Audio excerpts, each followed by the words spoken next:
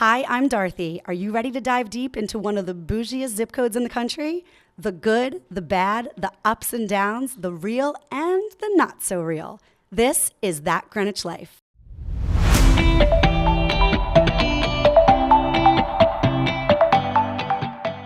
First, I'd like to thank our episode sponsor. Zsa Pet by Janet is the stress-free groomer in Greenwich for your precious pups. I take my golden doodle Bleecker there, and he plays with all the other dogs the whole time instead of being locked up in the crate, and he looks and smells amazing when he leaves. The name Zsa means happy place, and that's exactly what it is. For more info, visit zsapet.com and at Zsa Pet by Janet on Instagram.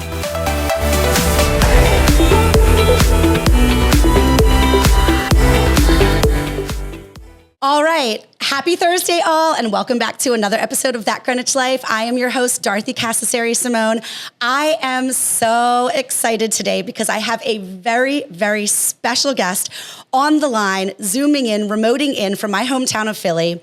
If you have ever thought about taking a big leap in your life, whether it's in your career, whether it's in love, whether it's with your family, whether it's just personally, let me tell you, this woman inspires me so much. What she has done recently just blew me away. I've been following the whole thing, and now I have a chance to actually talk to her, not only in person, but on this podcast. Her name is Jillian Mele. You have seen her on TV everywhere. She was a national correspondent for Fox News Channel. She's been on all the TV shows around Philly. We did a segment together at one point. She is a two-time Emmy-winning national journalist turned entrepreneur who's helping people shape and tell their stories through her latest business venture called Skill Studio. And I cannot wait to dive into this brand new venture of hers. Jillian, thank you so much for being on the show today. Thank you for having me. This is so exciting to be here with you because we go way back to high school. We go way back to high school. So I think you were maybe 4 years younger than me in high school. And so the older girls, we went to an all-girls private Catholic high school, and the older girls had what we called little sisters. And Jillian was my little sister. And I was just saying before we started recording, I still have the little flower pot that she puffy painted for a little present for me for my junior ring day. I still have that in like one of my drawers in my closet where I keep, all my sentimental things. So we definitely go way back. And then we've crossed paths quite a few times in our career because you have always been covering all the news. I mean, you have covered incredible news stories. Like you've been on the forefront of every large news story that's happened in the last decade, 2 decades? 2 decades, probably. Yes, not to age myself, but yes. Yeah, but you still look like you're about 20, so you're doing all right over there. Oh, you do too. Yeah. But yeah, I mean, and I used to appear on TV shows. I used to have a production company, and brands used to hire me, so I would go on, talking about the top 10 or the top 5 ways to make mom feel like an A-lister for Mother's Day, and I would go on and talk about Godiva chocolate and Mondavi wine and things like that. Because mom always loves her wine for Mother's Day. Why didn't we have chocolate and wine here for this? Yeah, actually, I know exactly. So you've had me. You've hosted quite a few different shows that I've been on, and so we've crossed paths. We've always followed one another and stayed in touch, from a distance. But we've always been each other's cheerleader. And so now that I have been watching this huge life change of yours. I mean, really, because you can dumb it down and say that it's a career change that you made. But frankly, it is a huge life change. And I always say, That Greenwich Life, the title, what is it about? Is it all about Greenwich? Sure. Greenwich is a setting of the show. It's definitely a main character in the show. But it's really about these larger things in life that we're all facing at one point in time or another. And when I saw this big transition that you've made, it just really was something that inspired me, and I wanted to bring you on to talk about it. And also I want to talk about this new business of yours, this new offering, because everybody's looking for the competitive edge these days. And this is where you come in, right, Jillian? And you would be hard pressed to find a more competitive suburb than Greenwich, Connecticut. Not all, I mean, it's filled with all, A-typers. Like we're all alphas and we all want to be the best in our industry. And you have created Skill Studio to really help people do that, right? Yes, absolutely.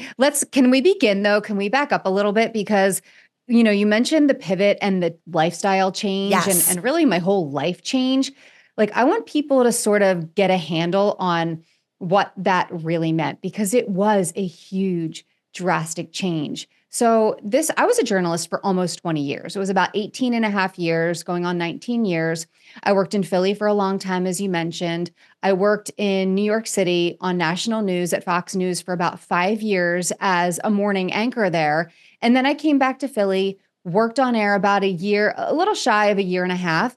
And this whole time inside, there was something that was like screaming at me. I am sure. This feeling that I had. I mean, Dorothy, it would wake me up at night sometimes. There was one night about 2 years ago, I woke up at like 3:00 in the morning in the middle of the night with sort of my heart feeling like it was like beating out of my chest. Like I felt short of breath.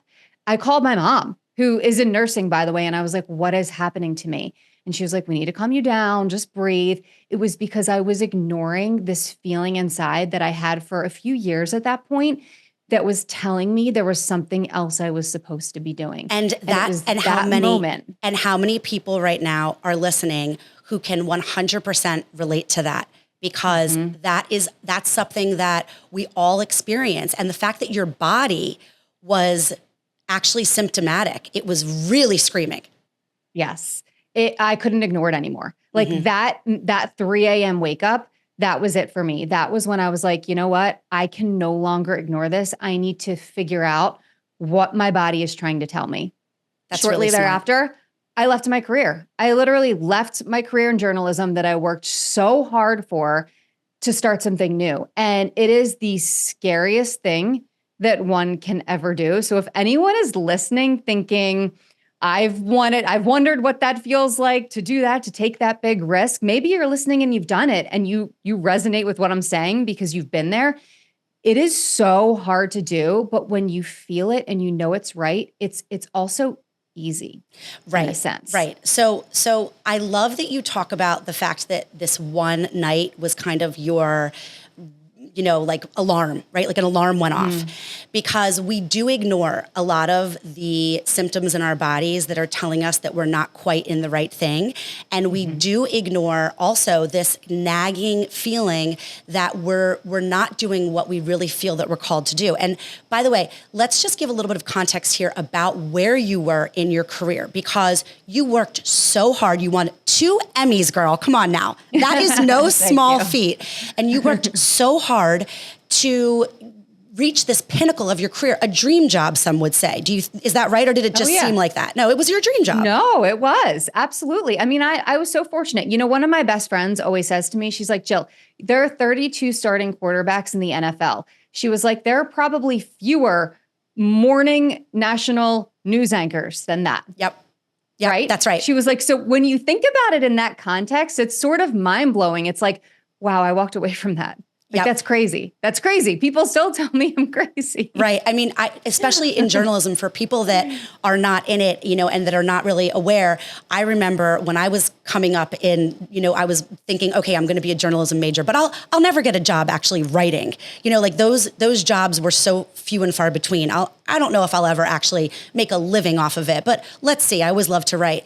And especially then you take it one step further to television, and it's an extremely competitive, extremely cutthroat industry. So you were at the top of your game, and you had worked extremely hard for it. And also, can you also give the listeners a little bit of an idea about morning news and kind of what, like you said, you woke up at 3 a.m. and that was the middle of the night, but was that really the middle of the night for you? I think that was like close to when your alarm was going off.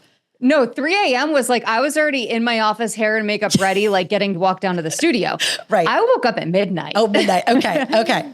Yeah, that's a huge difference. So I would wake up at midnight. I'd be in work around 1:45. I'd get up, shower, kind of get my morning started, be in work around 1:30, 1:45, go on air at 4 a.m. And for a lot of my career, for 15 straight years, I had this schedule, and it beat me down. Like it really wore me down. So we'd go on air at 4 a.m. I'd get off air around 9 a.m., get home sometime around maybe 10:30 in the morning, 11, depending on the day, sometimes later. take a nap for a few hours, wake up, attempt to work out, sort of that like post nap workout where you're not actually fully in it, but you're doing it because you know you have to do it. Like when you work out when you're hungover.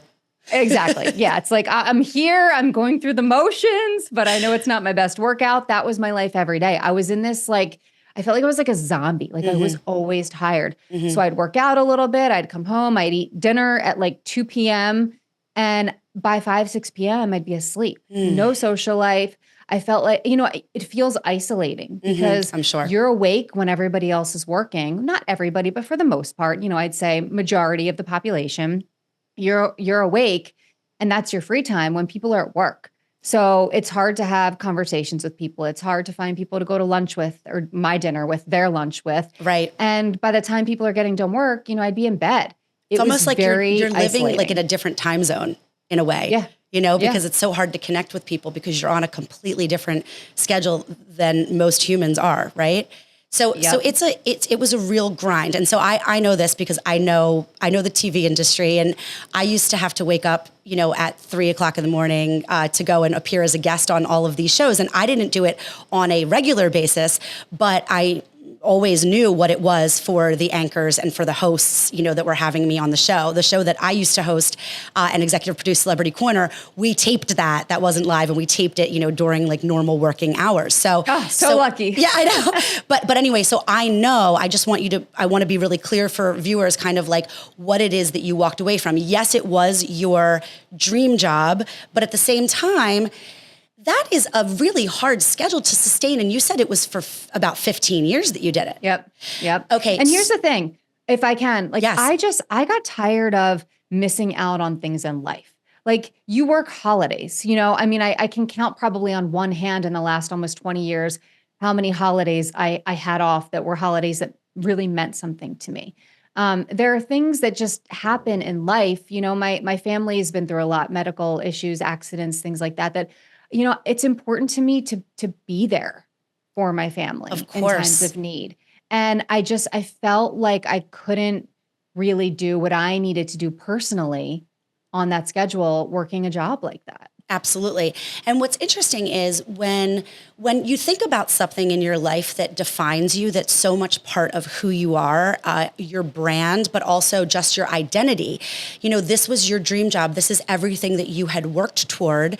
I see your Emmys on your shelf, and they look so good. I mean, listen, I would make them into earrings and just wear them around town. But the thing is, like, you have this moment where you think, like, how could I possibly walk away from this? Like, what would I be without this? And that's a very daunting question that people ask themselves. And it's what prevents a lot of people from walking away from something, whether it is your dream job. And it's okay if things change too, right? Like, what might have been your dream job 20 years ago all these years later, it may be like not your dream job anymore. Maybe you have other dreams. Like, people are afraid to walk away from marriages that are unhealthy because what's it going to be like? So this courageous step that you took, I really want you to explain to listeners and to viewers. I want you to explain like how you really got the courage. Like, what did you tell yourself in your mind? So a number of things that you touched on there. And by the way, it's so interesting that we're having this conversation because I too have a podcast, and this is the exact topic for this week's episode. So, yes. Listen to Jillian's podcast too, guys. It's called Credentialed, and it's awesome. Thank you. But so away from the shameless plug. No, it's a number of things. So it was, for me, I felt like I wasn't going to get to where I wanted to be in my personal life if I didn't take this step. And I also had been putting this off for so long. I had thought about this for years. I started grad school. I started an MBA program online in 2021, not because I had the intention of, I'm going to leave my career in a few years, and so it's worthwhile to have this. That wasn't even a thought in my mind. I started grad school because I had that internal instinct of, there's something else I'm supposed to be doing. I don't know what yet. You know what? I always thought maybe I'll go back to school one day. You and I know that in TV, especially as a woman, your career sometimes isn't always dictated by your wants and needs of how long you want to stay in a role or how far you want to go in it. Sometimes it is, sometimes it isn't. The same can be said for men, but that's just my personal feeling, more for women than men. That's entirely right. And I felt like, it would be wise of me to have something else that I can fall back on. That was always a thought in the back of my mind. So in 2021, I did it just literally with the idea of, well, you know what? Maybe I'll transition into business news one day. Maybe I'll get out of news at some point one day down the road, never thinking it would be like 2 or 3 years later. I just had that internal voice, that feeling. So you did it without an actual plan mapped out. Yes. This is important. Oh, yeah. I really want to emphasize this. This is just for fun. I really want to emphasize this because you took a large step without an actual plan mapped out. Yeah. And that's not to say like everybody just go out and get wild and just do whatever you want without thinking it through. But the fact of the matter is, what would the downside be to going back to school and getting your MBA? Of course, the cost, okay? It's expensive to pursue any kind of higher education in this country. But the fact of the matter is, sometimes just taking that step and doing something without knowing where you're going, you just know that you have to do something is important. So I just want to emphasize that. Continue. Yes. So I did that without any, sort of goal in mind. Just, this will be great. You know what? Let me try this. Honestly, I'm not kidding you. I was like, there's no way I'm going to last in this program, but I'm going to try. My first class was Intro to Accounting. And I was like, yeah, this is going to be it. One and done. And I loved it. It like brought out this drive in me and this passion in me. And I was like, oh, okay. I got competitive with myself. I'm like, I want to get an A in every single class.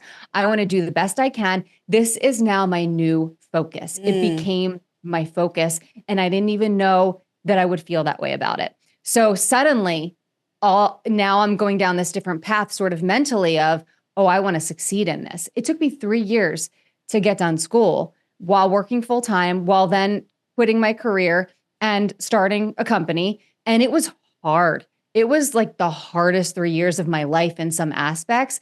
It was grueling. There were tears, there was stress, there was frustration, but there was so much empowerment and there was so much excitement. And truth be told, yes, I have 2 Emmys sitting back there. Going back to school and pushing through those 3 years was the best thing that has ever happened to me.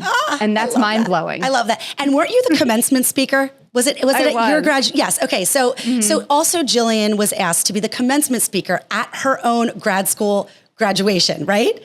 Yes. It's amazing. Like really amazing. You. Like truly. And the thing is, like, I just love this story because it's fear, but that's turned into action. And so the fact that you say that going back to grad school was one of the hardest thing, or the hardest thing, harder than even anything you did in your career. It still drives home the point that you cannot blossom and become something incredible without going through the hardest possible thing. So I love that you make that point. So this was a really big pivot in your life. This was a very important moment in your life, defining moment. It was. And the other part of it is too, and I should also say this, that, I was a journalist for, as I mentioned, almost 20 years. And over that time, the industry has changed a lot. And I got to a place where I wasn't comfortable with the amount of opinion that is in news these days. I didn't feel like I fit. And I feel like things have gotten so divisive. And so I was like, I'm not sure that this is for me anymore. I think there's something else I can do with my voice. There are other stories I can tell, because that's what journalism is. You're telling everyone else's story, right? Right. I thought, you know what? With this transition that I'm going through, I think my story is really powerful. And I think my story can help a lot of people. So that's how I've chosen to use my voice now, because I think people need to hear that. I love hearing from people who've taken big risks in life and can then look back and say, I was successful because I took this big risk. And we can define success a million different ways.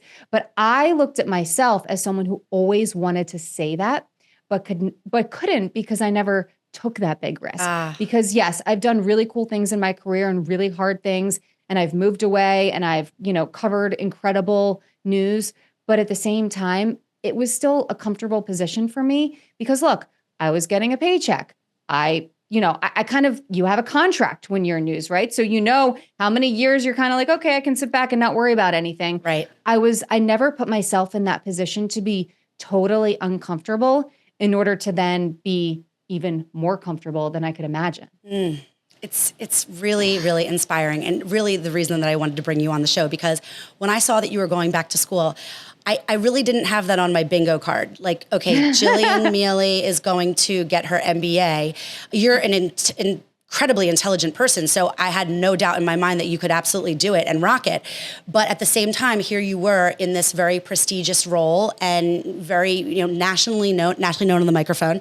And the fact of the matter is, then when you left altogether, I definitely didn't have that on my bingo card. And so I knew that there was a much larger story behind it and something that people could really feel a lot of inspiration about. So while you were in the process of going back to school and getting your MBA, and you didn't entirely know where it was leading you, like what was the moment where you kind of the pieces started to come together and like the universe started whispering here and there, and you kind of thought to yourself, okay, this is, I think, where I'm headed now? It was when I was working nationally, when I was in New York. That was when I really started to have the feelings of, news has changed and there's so much opinion, and I'm not comfortable with that. I'm not someone who gives my opinion publicly, politically, things like that. And everything was like supercharged, right? And we had gone through COVID, and the summer of 2020, we had COVID restrictions. George Floyd died. We had riots and protests all across the country. There was a lot that was happening that year that I think made a lot of people sort of pause and self-reflect and maybe go down different paths. So I think for me, that was maybe the start of it, where I had to sit back and say, is this really for me, or is there something else that I'm supposed to be doing? So shortly thereafter, at the end of 2021 was when I left New York and came back to Philly and worked locally here for a little more than a year, maybe 14 months, something like that. And I still had the same feelings. Like I thought, okay, leaving New York is going to change that. Right. But it wasn't. It was all of a sudden when I realized, no, I still have these same feelings. I then had the thought of, okay, it's not New York. It's not, it's a me thing.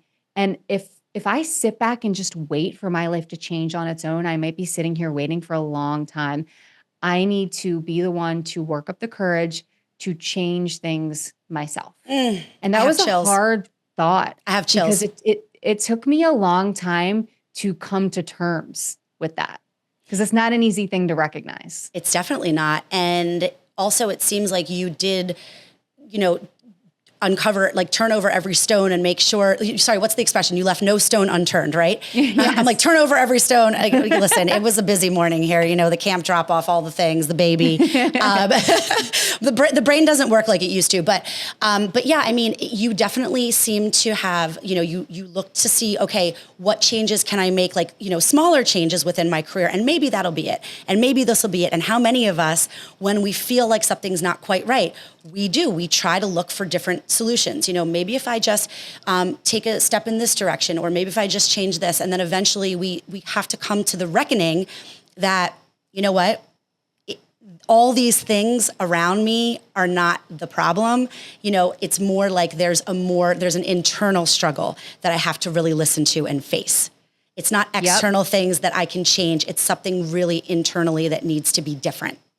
Yep. And so it was about 16 months ago that I walked out of a newsroom for, I say the last time, who knows what the future brings, right? Of course. But at least for now, I have no plans on going back to traditional news as it is, because as I mentioned, I feel like my voice is just different now. I feel like I'm using it to be able to inspire and motivate people and keep telling people it's okay, keep going. You can do this. If I can do it, you can do it. Absolutely. And it wasn't easy though. I mean, I had no time, because look, you walk away and it's not easy to sit here and say, oh, well, just walk away, right? Just change your life like I did. It's no problem. No, it's hard because there's a lot you have to think about. I had to budget. I had to think about my finances. I own a home, right? I have a car. Like I have all these payments, and that money just doesn't grow on the tree in the backyard as much as I wish it would every single day. Right. So you have to think about all of these things.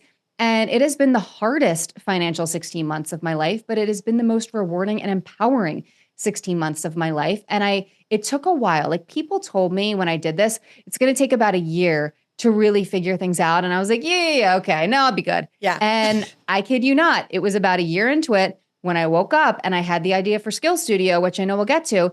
And I finally felt like I'm where I'm supposed to be right now and doing what I'm supposed to be doing right now. I finally feel like I've figured out my voice. It took a while to get there though. And that's the thing. That's why a lot of people give up on entrepreneurship early on, is because it takes a lot to fight through those sort of first year or two or three ups and downs. Oh, it definitely does. That feeling that you're describing is the exact opposite of the feeling that you described in the beginning of the show when you woke up in the middle of the night and had this screaming feeling inside.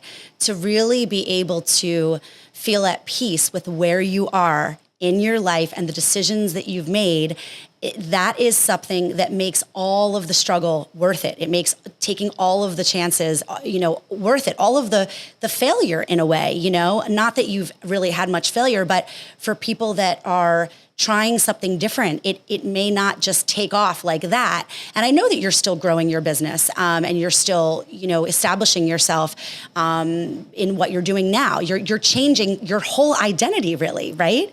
Oh, yes. And also, I have to say, especially for the ladies who are listening, I didn't even really think about this part. I've been married for 10 years, so that's just kind of like, baseline how I think about things. But for you to be a single girl, I have to call you a girl because we're women, but we're girls, come on now. We're still back in high school wearing our kilts. But for you to be like a single girl saying, you know what, I'm going to walk away from this steady income and I'm going to go out on my own and I'm going to do this instead. You don't have a lot of the luxury that maybe a married woman would have because her husband provides the health benefits for the family or whatever it might be. And so that takes really even another level of courage to really step out of your comfort zone. And so I'm really blown away by what you've done. And I think it's incredible. And I never ever for one moment, even though I didn't have it on my bingo card, I never for a second said what is she doing? She's nuts. Why isn't she staying in that position?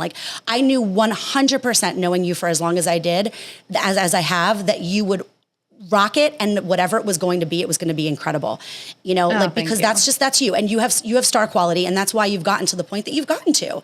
And I know that you're going to keep doing big things. I mean, I'm putting it out here right now, universe, pay attention, but I don't think that you're never going to return to TV. I definitely see you, as the Hoda and Jenna. I see you in that in that realm. I'm seeing you Today's Show, Good Morning America, doing kind of maybe some more fun things, drinking wine at 8 a.m., things like that. So I'm just putting it out there, But in the meantime, I do want to talk about Skill Studio because this is such an incredible idea, and you are the best person to possibly lead this because there are so many coaching programs out there, and there's everywhere that you look on social media, there's a new course that a new expert is teaching, and but yours is really, really special. So please just tell us a little bit about it. Thank you. So I had the idea to start writing a course last year about presentation, coaching, public speaking, because that's been my career, right? And that course will be launched this summer at some point or early fall. That was what I was writing. That was the first course that I started writing. And then I mentioned sort of that aha moment a year into this where I was like, I know what I'm supposed to be doing. I literally woke up one morning in March and I shot out of bed and I was like, I know what I need to do. And before I tell you what that is, I will rewind a little bit by saying the year prior to that, right after I left my career to March, so that first year of going out on my own and being an entrepreneur, I was coaching a lot of business executives for things like presentations and public speaking, things that you would expect me to do. And I'm still doing that. And I love doing that. But I've also been mentoring college students. In fact, there's a professor from Notre Dame who's set me up with a number of his students each semester, and he's been extremely supportive and wonderful. And I've spent a lot of time this last year working one-on-one with college students. I've gone out to speak to several classes of his, and it's been great. But I noticed, I'm like, a lot of students of that age, and not just at that school, everywhere, have the same questions surrounding interview skills, networking, resume building, things like that. And so I really started canvassing and asking a lot of people from a lot of different places about their kids, about their schools. And I've just been surprised at what isn't taught. And Yes. look, nowadays things It's have scary. changed. It's scary. And it's scary for parents because a lot of parents that I'm friends with, their kids are young, like my kids. My kids are 8 and 16 months.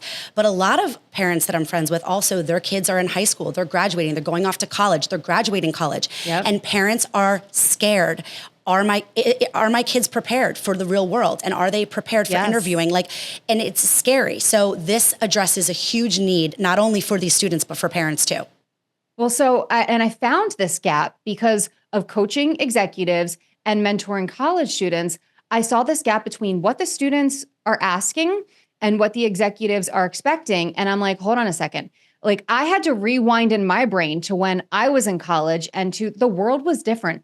Dorothy, Yep. you and I didn't grow up in a fully tech, virtual, online world Those were like the kids days. are today. Those were the days. So they were the days. But it's different now. And so I argue that soft skills courses should be in every college. I'm not kidding. I know that sounds extreme, but I don't think just it's that extreme at all. They're growing up they're growing up different. And then they don't have all of those skills naturally, inherently, like we did. For instance, my first job at like 15 years old, I was a cashier at a grocery store. So was I. I was working in person, learning those in-person skills. And I'm not saying kids today aren't, but I'm saying a lot of jobs are online. And even if jobs would be in person, a lot of COVID has changed that, where things are still remote. That's right. Right. So there's a big difference in how kids are growing up now.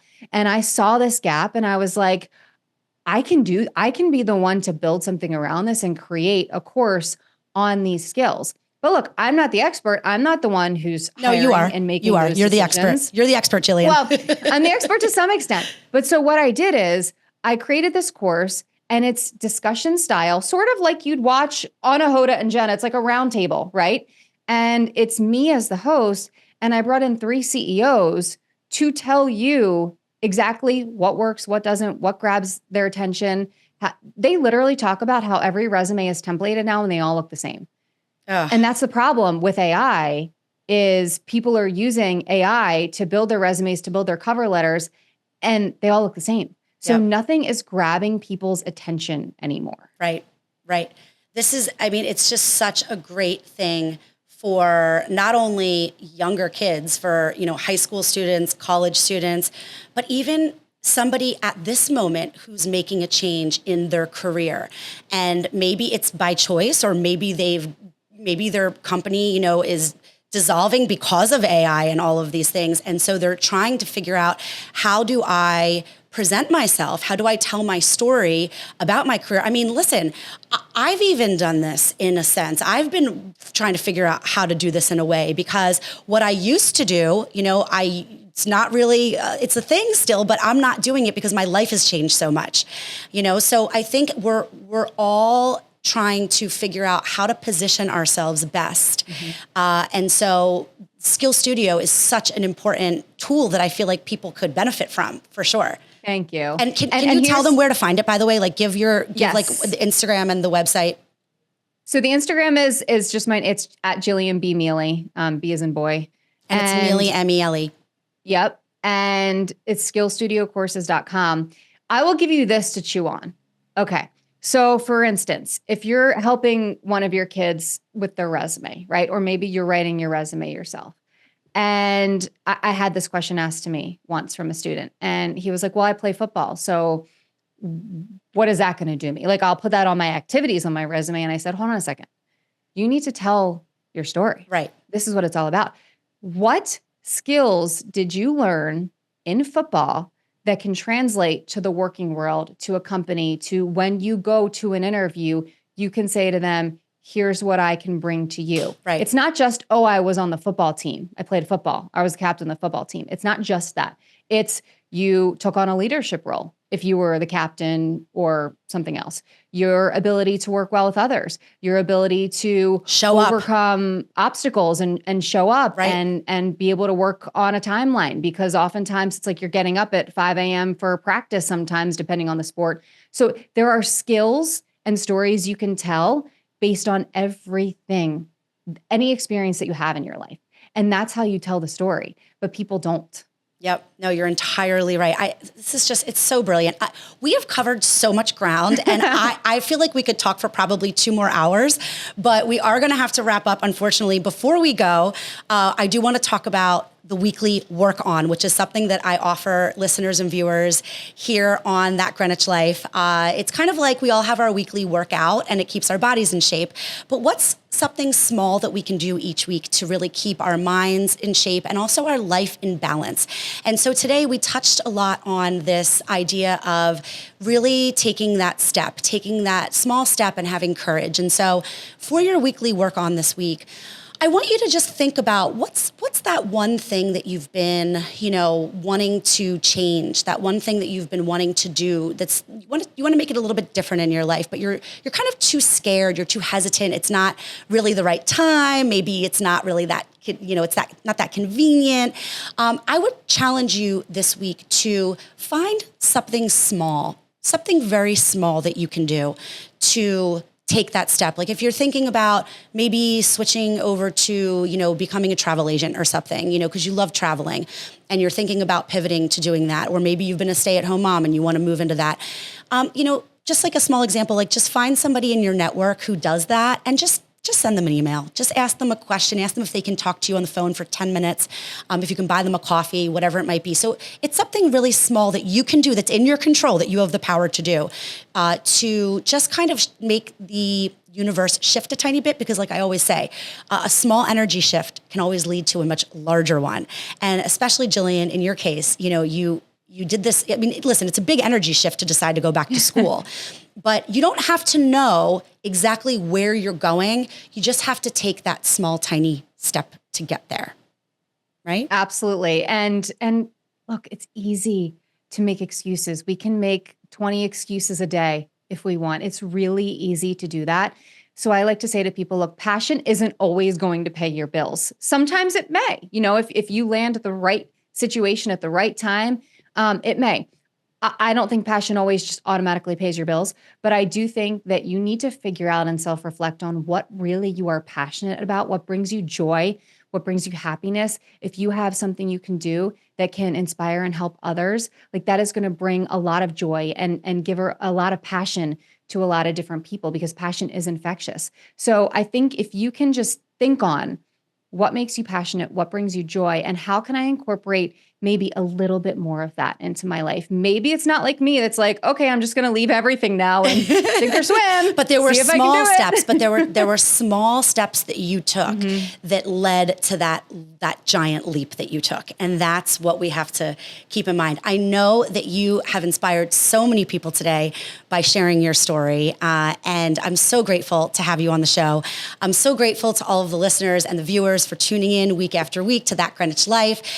You can listen to us on Apple Podcasts, on Spotify, Audible, iHeartRadio, and also listen to Jillian's podcast, Credentialed, because that's another great one. I'd like to thank my special guest, Jillian Mele. She is incredible. She created this. You guys have to check out It's skillstudiocourses.com. Skillstudiocourses.com.